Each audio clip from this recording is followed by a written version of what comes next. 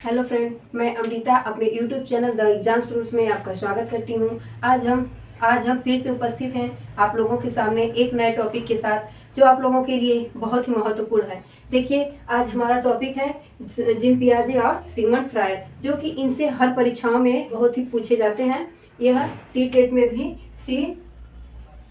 भी यह पूछा जाता है। यह सी टेट में भी पूछा जाता है, जो कि बहुत ही महत्वपूर्ण है। पहला क्वेश्चन है, विचार भाषा से पहले आता है, किसने कहा है?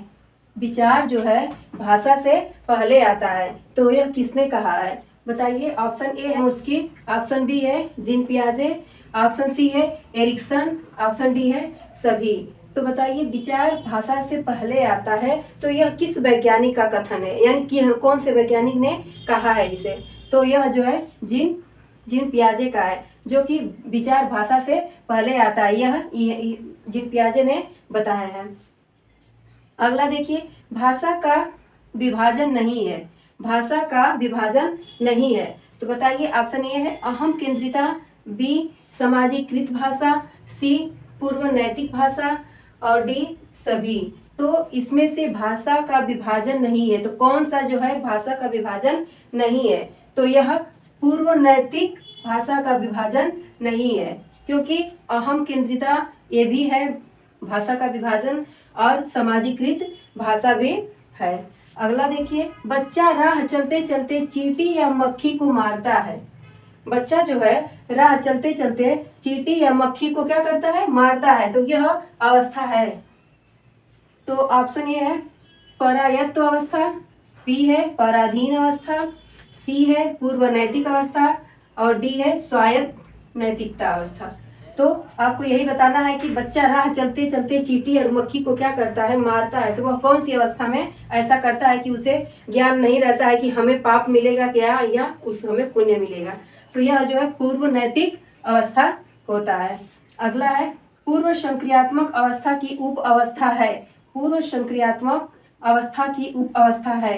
तो ऑप्शन ए है पूर्व संप्रत्यात्मक अवस्था, बी है अंतर्दृष्टि अवस्था, सी है दोनों और डी है संक्रियात्मक अवस्था। तो बताइए, इसमें से पूर्व संक्रियात्मक अवस्था कौन सी है? तो पूर्व संप्रत्यात्मक अवस्था और अंतर्दृष्टि अवस्था यानी दोनों है, इनकी उप अवस्था है। पूर्व संक्रियात्मक अवस्था की उप अवस्था कौन कौन है? पूर्व संप्रत्यात्मक और अंतर्दृष्टि अवस्था, यानी दोनों सही है। इसका एज क्या है? इसका एज जो है यह 2 साल से 4 वर्ष तक है। इसकी अवस्था जो है 2 से 4 वर्ष तक है, और इनकी अवस्था जो है 4 से 7 वर्ष तक है। कितना है? 4 से 7 वर्ष तक है। अगला है सेंसरी मोटर स्टेज की विशेषताएं हैं। सेंसरी मोटर स्टेज की विशेषताएं क्या हैं? ऑप्शन ए है वस्तु आंखों से ओझल होना, बी है कलात्मक खेल, सी है परावर्तित क्रिया, डी है सभी। तो बताइए, सेंसरी मोटर स्टेज की जो विशेषताएं हैं कौन है? तो यह सभी हैं। ये वस्तु आंखों से ओझल होना भी है, कलात्मक खेल भी है और परावर्तित क्रिया भी है, और इनमें से सभी, यानी ऑप्शन डी राइट आंसर। अगला देखिए, मानसिक निरूपण किस अवस्था की विशेषता है? मानसिक निरूपण जो है किस अवस्था की विशेषता है? तो ऑप्शन ए है सेंसरी मोटर, ऑप्शन बी है प्री ऑपरेशनल, ऑप्शन सी है ऑपरेशनल, ऑप्शन डी है फॉर्मल। तो यह जो है मानसिक निरूपण किस अवस्था की है? तो यह सेंसरी मोटर स्टेज की क्या है? विशेषता है। अगला क्वेश्चन देखते हैं। फ्रायड की बुक या किताब है। तो फ्रायड की बुक या किताब है, तो फ्रायड की बुक और किताब कौन सी है? पहला है टोटम एंड टैबू, बी है स्टडीज एंड हिस्टीरिया, तीसरा है group psychology and the analysis, D है सभी। तो फ्रायड की बुक का नाम क्या है? तो यह क्या है? सभी है। क्या है? सभी है। अगला क्वेश्चन है father of the day dreaming किसे कहते हैं? तो ऑप्शन पहला है फ्रायड को, ऑप्शन बी एरिक्सन को, ऑप्शन सी पियाजे को, ऑप्शन डी कोई नहीं। तो किसे कहते हैं फादर ऑफ द ड्रीम? तो यह जो है फ्रायड को फादर ऑफ द ड्रीम कहते हैं। अगला क्वेश्चन है इरोस का अर्थ क्या है? तो आप लोगों को बताना है कि इरोस का अर्थ क्या होता है, इरोस मतलब क्या होता है। तो ऑप्शन ए है मृत्यु, ऑप्शन बी जीवन यानी life, life a death, option C दोनों, ऑप्शन डी कोई नहीं। तो इरोस का अर्थ क्या होता है, ये आप लोगों को बताना है कि इरोस का अर्थ क्या होता है। तो इरोस का अर्थ क्या होता है, जीवन होता है। क्या होता है, जीवन। अगला है अचेतन मन का प्रतिनिधित्व करता है। तो अचेतन मन का प्रतिनिधित्व कौन करता है।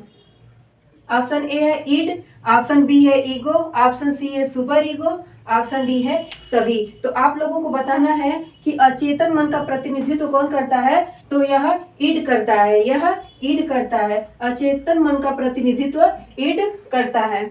अगला है मानवीय प्रवृत्ति की संज्ञा दी गई है। मानवीय प्रवृत्ति की संज्ञा किसे दी गई है। तो ईगो को, ईड को, सुपर ईगो या कोई नहीं। तो मानवीय प्रवृत्ति की संज्ञा किसे दी गई है।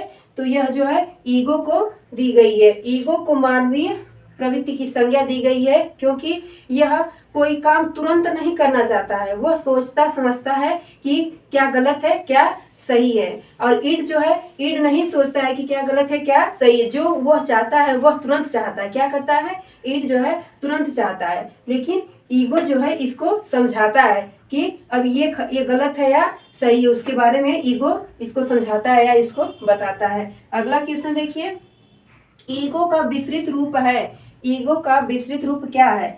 तो ऑप्शन ए है ईगो, ऑप्शन बी है ईड, ऑप्शन सी है सुपर ईगो, ऑप्शन डी है सभी। तो ईगो का विस्तृत रूप कौन है। ईगो का विस्तृत रूप, विस्तृत रूप मतलब क्या होता है, फैलाना। क्या होता है, जो फैला हुआ है, जो समझदार है, वो क्या होता है, तो वह सुपर ईगो होता है। वह ईगो का विस्तृत रूप जो है सुपर ईगो होता है। अगला देखिए, अगला देखिए तत्कालिक संतुष्टि पर आधारित है। क्या है, तत्कालिक संतुष्टि पर आधारित कौन है। तो ईड है, बी ऑप्शन है ईगो, सी ऑप्शन है दोनों और कोई नहीं। तो तत्कालिक संतुष्टि पर कौन आधारित है। तो यह ईड है। कौन है, ईड जो है तत्कालिक संतुष्टि पर आधारित होता है। जो चाहता है वह तुरंत चाहता है कि जो अगर मैं कुछ मांग रहा हूँ, अगर जो ईड होता है वह अगर कोई चीज चाहता है, उसका कुछ कुछ चाहता है तो क्या करता है, वह तुरंत लेना चाहता है, वह तुरंत चाहता है। उसी को क्या कहते हैं, ईड कहते हैं, यानी तत्कालिक संतुष्टि पर आधारित होता है यह। अगला क्वेश्चन है लेट्स वर्क इट है। लेट्स वर्क इट है। तो ईड है, ईगो है और दोनों है या सभी है। तो let's work it, let's work it क्या है, ईड है या ईगो है।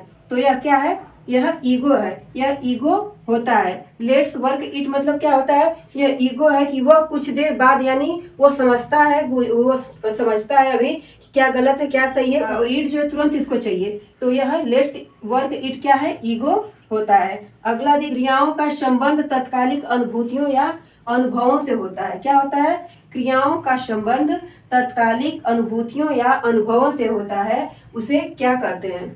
तो क्रियाओं का संबंध तत्कालिक अनुभूतियों या अनुभव से होता है, उसे क्या कहते हैं। ईड, ईड कहते हैं, और बी चेतन कहते हैं, सी अचेतन कहते हैं और डी इनमें से ईगो।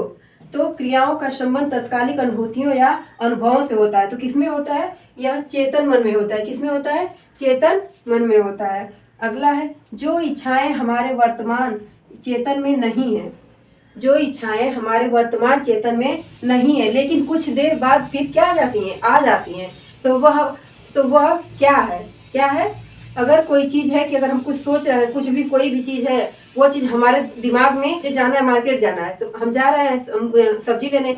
जब मैं सब्जी की दुकान पे गई, मैं सब्जी लेने सब्जी की दुकान पे गई, तो मुझे सब्जी को देख करके मुझे याद आया कि हाँ फ्रिज में ये वाली सब्जी थी। तो वह क्या हो गया, वह अर्धचेतन हो। सब्जी को देखकर मुझे याद आया कि मेरे घर फ्रिज में सब्जी थी, तो वो क्या हुआ, वह अर्धचेतन हुआ।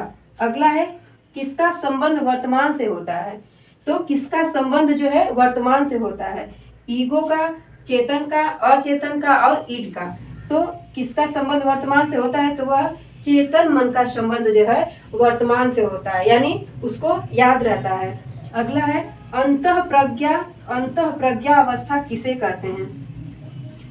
अंतः प्रज्ञावस्था किसे कहते हैं? तो ऑप्शन ए है इंद्रिय कामक अवस्था को, ऑप्शन बी है अंतःदर्शी अवस्था को, ऑप्शन सी है दोनों, ऑप्शन डी है सभी। तो अंतः प्रज्ञावस्था किसे कहते हैं? तो अंतः प्रज्ञावस्था अंतर्दर्शी अवस्था को कहते हैं। अंतर्दर्शी अवस्था को अंतः प्रज्ञा अवस्था कहते हैं। यह किसकी है? तो यह आप लोगों को बताना है, यह आप लोगों को कमेंट बॉक्स में बताना है कि यह किसकी। आज बस इतना ही। हम उम्मीद करते हैं कि आप लोगों को यह वीडियो समझ में आया होगा। कमेंट बॉक्स में बताइएगा यह वीडियो आपको कैसी लगी।